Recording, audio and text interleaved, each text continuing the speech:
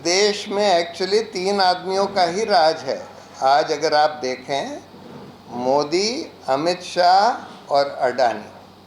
आज इस देश में जो हो रहा है, नफरत के नाम पर, लंपटगिरी के नाम पर, ये सब उसका नंगा नाच हम लोग सब देख रहे हैं। नफरत को और इस लुम्पेनिज्म को, मतलब बिल्कुल लुम्पेनिज्म, नफ़रत के साथ साथ देखिए ये थोड़ी अलग अलग चीज़ें हैं।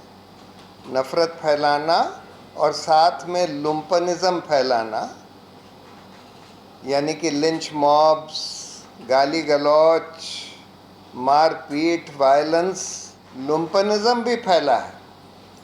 लंपटगिरी जिसको कहते हैं, मतलब मार काट, गाली गलौच, बिल्कुल रूल ऑफ लॉ को ध्वस्त करना, कोई रूल्स को फॉलो ना करना, ये सब फैला है।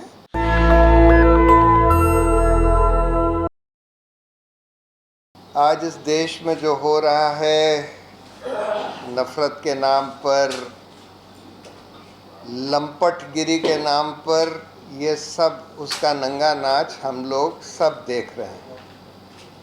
भाषा ने, सब लोगों ने बताया कि देश में क्या क्या हो रहा है।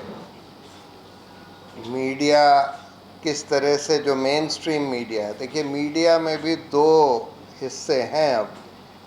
एक तो मेन स्ट्रीम मीडिया है जो इस नफ़रत को और इस लुम्पेनिज्म को, मतलब बिल्कुल लुम्पेनिज्म, नफ़रत के साथ साथ देखिए ये थोड़ी अलग अलग चीज़ें हैं।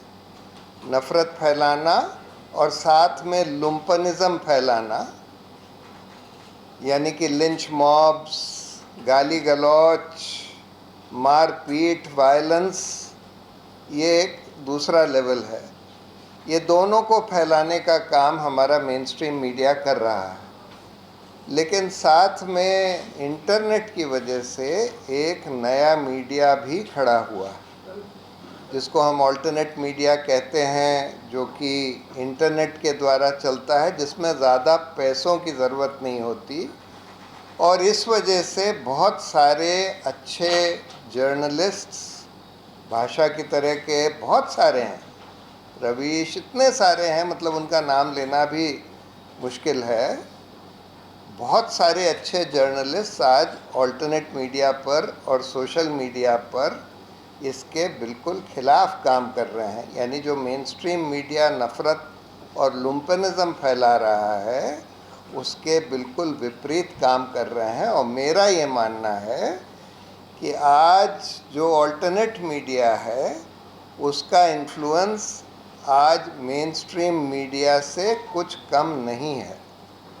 करीब करीब उतना ही इन्फ्लुएंस ऑल्टरनेट मीडिया का है, जो लोग अच्छा काम कर रहे हैं। और इसलिए मेरा ये मानना है कि एक तरफ नफ़रत ज़रूर फैली है, लुम्पेनिज्म भी फैला है। लंपटगिरी जिसको कहते हैं, मतलब मार काट, गाली गलौच, बिल्कुल रूल ऑफ लॉ को ध्वस्त करना, कोई रूल्स को फॉलो ना करना, ये सब फैला है। लेकिन साथ में जितने लोगों में ये जहर फैला है, मेरा ये मानना है कि उससे ज़्यादा लोगों में ये इसके खिलाफ भी भावना फैली है। लेकिन फिर भी ये सब नफ़रत और लुम्पेनिज्म चल रहा है। नूह में, मणिपुर में, जगह जगह चल रहा है। जगह जगह लिंच मॉब्स घूम रहे हैं, जगह जगह इस तरह के प्रोसेशंस में लोग घूम रहे हैं, रिलीजियस प्रोसेशंस के नाम पर, कभी कभी कांवड़ यात्रा के नाम पर, मतलब हर तरह का लुम्पेनिज्म और नफ़रत फैलाई जा रही है।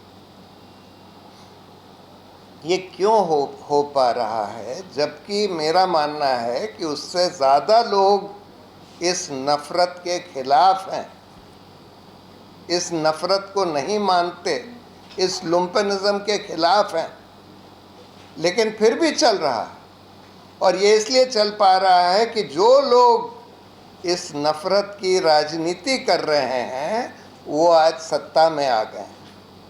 और सिर्फ सत्ता में ही नहीं आए हैं, सत्ता में इस तरह से आ गए हैं कि उन्होंने सारे के सारे जितने डेमोक्रेटिक इंस्टीट्यूशंस बने थे, रेगुलेटरी इंस्टीट्यूशंस बने थे, सबको ध्वस्त कर दिया और सबको अपने हील के नीचे दबा लिया, करीब करीब सबको। और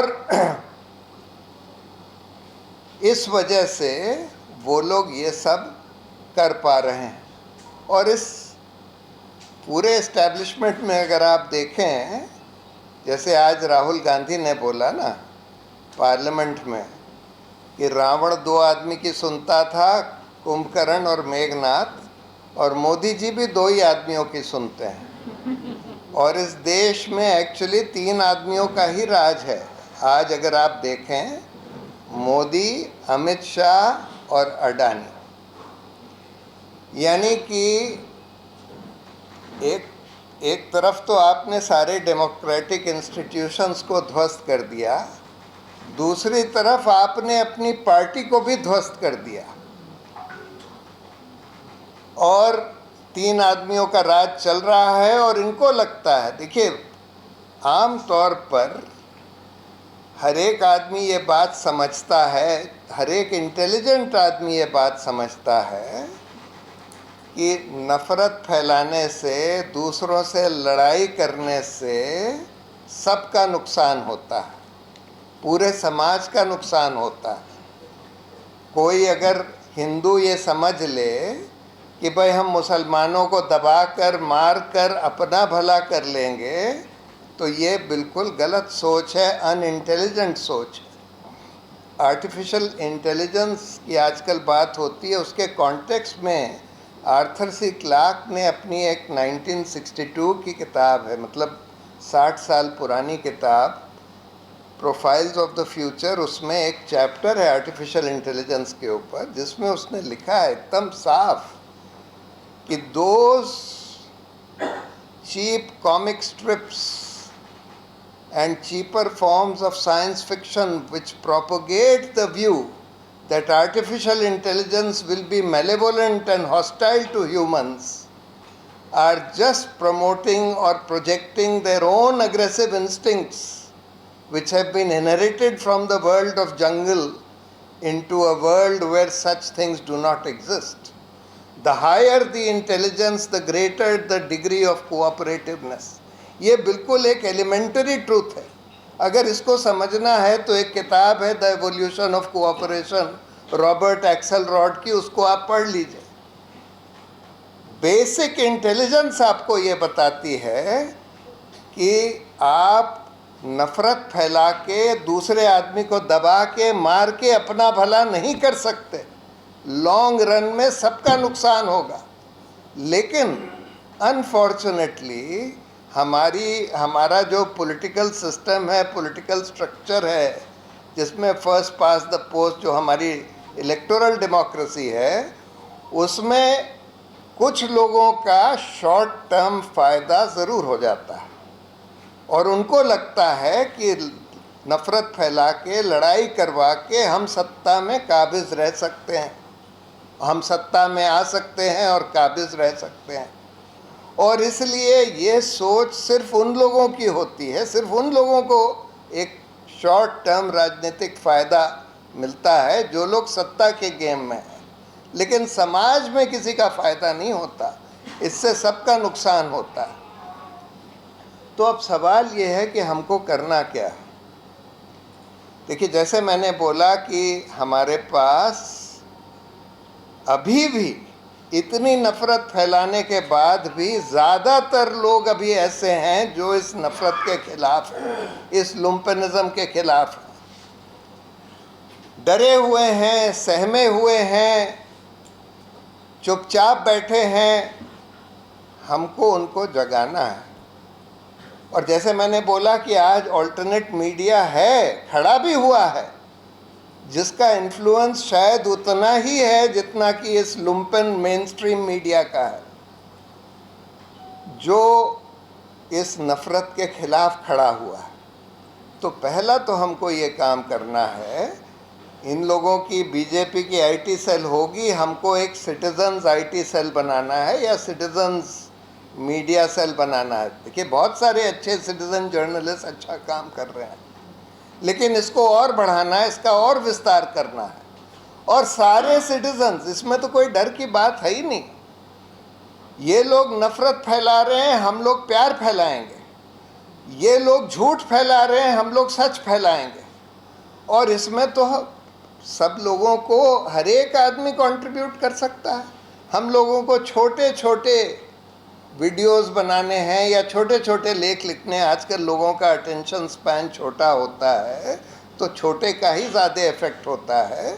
छोटे वीडियोस, छोटे लेख जिसमें हम बताएं कि भाई हमारी डाइवर्सिटी ही हमारी स्ट्रेंथ है, और हमारा रिलीजियस डाइवर्स एंगेजमेंट है अलग अलग धर्मों के लोगों से, अलग अलग तरह के लोगों से, उससे हिस्टोरिकली हमारे देश को, हमारे समाज को कितना फ़ायदा हुआ है।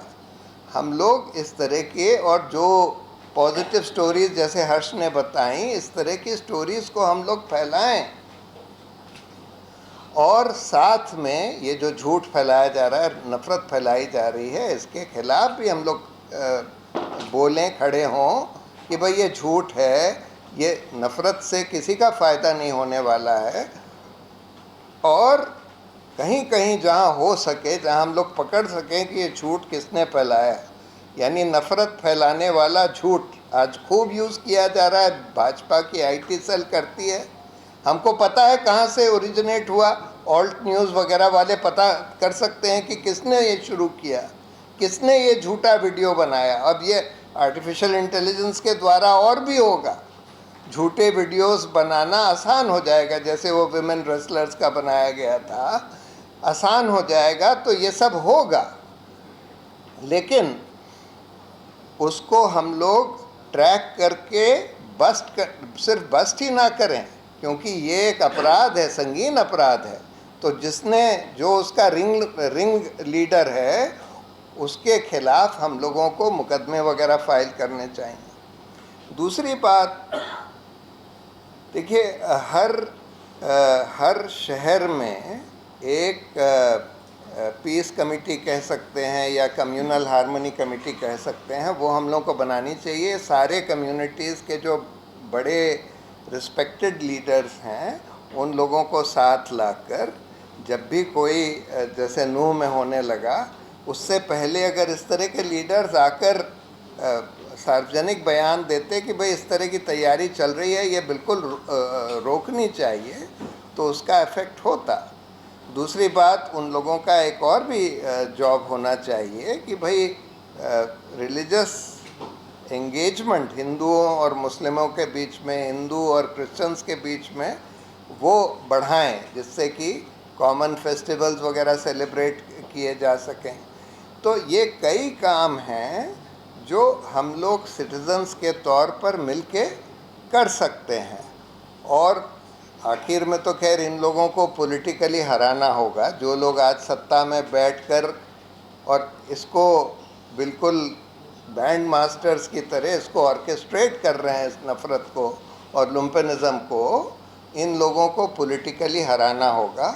और मेरा ये मानना है कि वो समय अब आ गया है। आप देखिएगा कि नवंबर के इलेक्शन में सारे स्टेट्स ये लोग हारेंगे, और धीरे धीरे पूरे देश में माहौल बन रहा है इन लोगों के खिलाफ। और इंशाअल्लाह दोस्ती और प्यार की ही जीत होगी और नफ़रत की हार होगी। Thank you. नेशनल दस्तक की आपसे गुजारिश है कि अगर इसको बचाना चाहते हैं तो नेशनल दस्तक को सब्सक्राइब करने के लिए रेड कलर के सब्सक्राइब बटन को दबाएं, फिर बेल आइकन की घंटी दबाएं। नेशनल दस्तक को बचाने के लिए बहुत ज़रूरी है कि हर खबर को शेयर करें, लाइक करें, कमेंट जरूर करें।